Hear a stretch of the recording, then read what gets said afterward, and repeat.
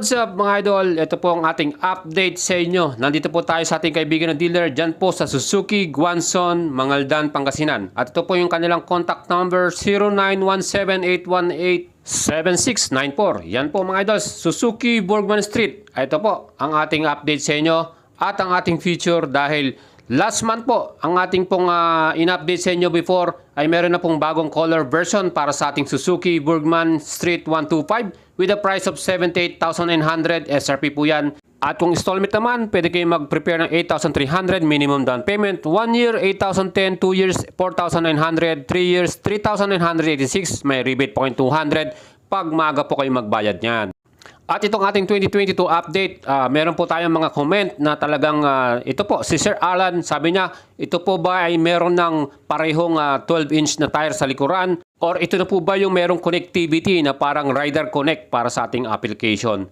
Plus, ang dami pong mga tanong kung ito na po ba ay liquid cooling or yan na po ay 4 valves. Siyempre, isa-isayin po natin yan, aalamin po natin lahat yan, ibibigay ko sa inyo yan. At ang mga color po na available as of this day, ito pong matte red, itong pearl white, at itong matte black. Plus, itong ating limited edition na Press Pearl Blue. Yan po yung mga asa nating mga bagong color version this year 2022. At itong Pearl Blue na yan, yan po ay limited. So medyo konti lang po ang mga units na lalabas dyan.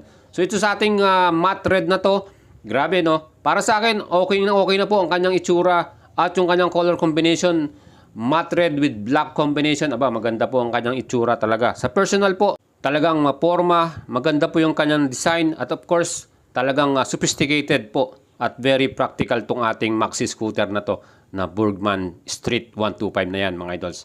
So ngayon, tignan po natin yung mga specs niyan at features kung ano ba yung mga nabago o ano ba yung dinagdag ng Suzuki Motors Philippines dyan. Plus, andyan na ba talaga yung sinasabi nilang parehong gulong na size.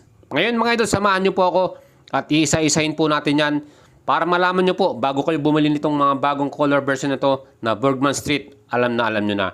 Pagdating po sa engine, wala po silang binago. Again, ulitin ko sa inyo, wala po silang binago. It's the same engine from the old model 124cc.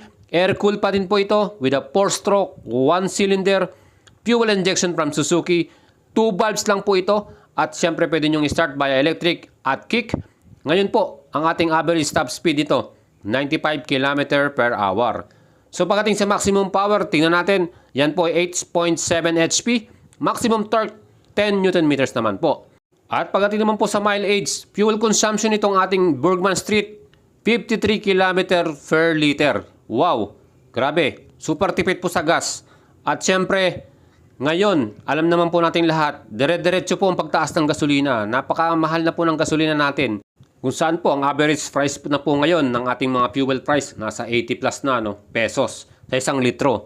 So ito po ang ating Burgman Street. Meron pong capacity niyan, fuel tank capacity na 5.5 liters at meron siyang 53 km per liter na consumption.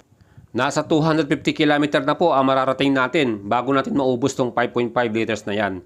So mga idols, itong ating Burgman Street 125, this scooter is perfect para po sa mga gusto na magkaroon ng pang-service, pang-commute po. Lalo-lalo na kung nasa city kayo at talagang matraffic. Well, ito po, hindi siya ganun kalakas kumarga ng gasolina. So matipid na matipid. Plus, ang titingnan po rin natin dito, gaano po ka-convenient at ka-komportable para po sa ating mga riders itong motor na to. Siyempre pa, dahil sakto lang yung size niya, hindi po siya mahirap i-ride. Yan din po ang kagandahan dyan. Well, tignan natin yung kanyang other specs gaya nitong kanyang chassis. Pagdating sa suspension sa harapan, yan po ay telescopic forks. So itong ating harapan na suspension, telescopic fork po ang nilagay nila dyan. So okay rin po ang magiging laro niyan. Pagdating naman sa likuran, yan po ay naka-unit swing. Ibig sabihin po niyan, single shock po ang kanyang suspension sa likuran. May nagtatanong po sa atin, kaya po ba nitong mag-angkas kahit na medyo adult na, medyo malaking tao? Kayang-kaya po yan mga idols. Pagdating naman sa braking system, ito po ang ating Burgman Street, naka-combi braking system to, CBS. Yung harapan, naka-hydraulic disc brake, single piston po. Ang nakalagay nila dyan, na caliper. Sa likuran naman, naka-drum brake naman po ito. Hindi po siya naka-disc brake, naka-drum brake lang po. Pero siyempre, pagdating sa stopping power, well, kung hindi naman kayo magpapatakbo ng mabilis dahil sa city ride kayo o sakto lang inyong takbo, wala pong problema. Tingin ko, basta maingat lang po tayo, daan lang po, takbong pogi lang tayo dyan, saktong-sakto po yan. So ito po, nagtatanong ng mga size ng gulong natin para dito sa ating bagong model. Ito, papakita ko sa inyo. Ang harapan po ay may sukat 90-90 by 12. Tubeless po yan. It's the same size po. So ito po yung ating harapang gulong. Tire size natin 90-90 by 12. So yan po, nasagot na po natin. Pagdating naman sa likuran na bahagi ng gulong, sinasabi nila same size na. Yan, kitang-kita nyo 90-100 by 10 po. So ibig sabihin, hindi po nila binago ang tire size para sa 2022 model. Is the same size 90-100 by 10. Again, ito po ay tubeless din. So pagdating sa maintenance, mas less po dahil mas maganda na tubeless yung ating mga gulong. Pagdating naman po sa kanyang seat height, ang sukat naman po niyan, ang sukat po ay 780 mm. So perfect din po ito sa mga ating mga Filipino riders, lalo na kung medyo mababa po ang ating height. Again, pang lady riders din po ito. Wala kayong magiging problema na sakyan yan. Pagdating sa kanyang compartment, aba, ang ganda. Malaki rin po ang kanyang underseat compartment. Yan po ay mayroong capacity na 21.5 liters. Ganun po kadami may lalagay natin na gamit dyan. Again, perfect po ito sa ating mga kababayan dyan na mayroong maraming dalang gamit. Ayan, mayroon pa tayong compartment. At yung kanya nga pong fuel tank capacity, 5.5 liters po. Again, ulitin ko sa inyo, ang consumption or mileage nito, 53 km per liter. So, napakaganda, napakatipid. At pagdating sa convenience, talaga naman po, may lalagay natin yung mga gamit natin dyan. Isa pa dyan, sa the best dyan, ground clearance po nito ay may sukat ng 160 mm. Kita nyo po, meron po itong electric at kickstart. So, wala tayong problema dyan. At isa pang dinagdag po nila dito, yan po ang the best dyan.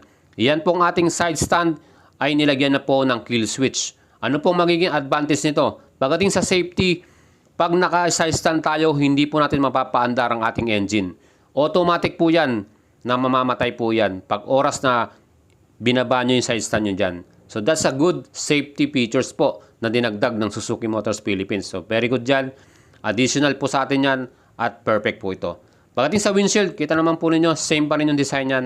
Pero perfect po itong bagong design nila na matte red na to. Bumagay po yung black and red combination. Pagdating sa headlight, kita naman po ninyo, that is full LED. At ito po ay naka-automatic headlight on. The best din po yan dahil visible po tayo. Oras na naka-on yung ating motor, naka-headlight on na po yan. At yung ating taillight ay naka-open din. Pagdating sa signal light, again, halogen bulb po mga nilagay nila dyan. And syempre pa, again, wala rin po itong equipped na hazard lamp. So yan po yung mga safety features na sana meron din sana. Hazard lamp is perfect pag may mga emergency tayo. So itong ating Bergman Street 125, yan po, ang kanyang taillight ay LED rin. At pagdating po sa kanyang instrument console dashboard, kita naman po nyo, fully digital po itong ating panel. Nandyan na po yung ating speedometer, trip meter, fuel consumption, at syempre yung ating clock. So panalong-panalo itong ating Bergman Street, fully digital po ang ating instrument panel. Mas visible, mas madaling basahin. Of course, kita naman po nyo, very modern po ang ating dashboard na to. So mga idols, pagdating po dito sa ating Bergman Street 125, ang nagtatanong po sa atin, meron na bang connectivity to? Gaya po nung sa Yamaha na Y-Connect. Again, hindi po included ang connectivity features para dito sa ating Bergman Street. Sa ibang bansa lang po yan, sa bansang India. Pero dito po sa atin sa Pilipinas is the same from the old model. Wala po ang connectivity na features niyan. Pagdating sa kanyang mga switchboard, pagdating sa left side handlebar at sa kanyang right handlebar, same pa rin po yan. Kaya mga idols, itong ating 2022 Bergman Street, I think, panalo pa rin po ito. Wala naman po silang binago sa presyo, 78,900. Meron na kayong ganitong mga klaseng features. Plus, yun nga ang inaasahan natin na mga upgraded version ay hindi po included. Ito nga, yung ating susiyan, hindi rin po ito naka-smart keyless system. Pero pagdating po sa kanyang glove compartment, available pa rin po yung ating electric socket charger para sa ating cellphone. Which is very good dyan. Pag nalobot yung ating cellphone, pwede natin i-charge dito sa ating motor. So mga idols, pagdating sa convenience at sa comfort, talagang masasabi ko okay po itong ating Bergman Street. Meron din siyang mga available hooks, retractable. Pwede nating isabit yung mga gamit natin dyan kung namamalingki tayo. At marami tayong dalang mga gamit. So, pwede nating ilagay dyan sa mga hook na yan. At the best dito, dahil yung kanyang middle ay naka-flat footboard, ginagamit natin to pang palengke. Pwede nating ilagay yung mga bigas or yung mga malalaking bagay na dala-dala natin.